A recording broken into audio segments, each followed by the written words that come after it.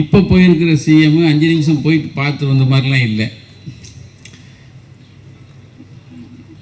இப்போ ஏன்டா எல்லாரும் கேட்குறாங்க, சிஎம் போனார், செலவு மாத்திரம் 50 கோடி ஆச்சு, சிஎம் பிஎம்ஐ பார்த்தாரு 10 நிமிஷங்கிறாங்க, அப்புறம் இப்போ கூட்டி கழித்து 2 நிமிஷம் ஆகிட்டாங்க. இப்போ போனது உட்கார்ந்தது என்ன 2 நிமிஷம் ஆச்சு சார். நாங்கள் ரீல்ஸில் தான் சார் ஆட்சியை நடத்திட்டுருக்கோம், எங்களுக்கு தேவை 2 நிமிஷம் தான், அதிகமாக போனால் 3 நிமிஷம், அது மாத்திரம் போதும்.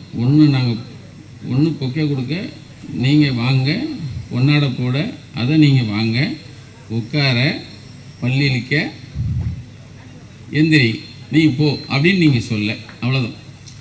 இந்த ரீல்ஸ் போதும் சார், நாங்கள் வாழ்க்கையை நடத்திடுவோம்.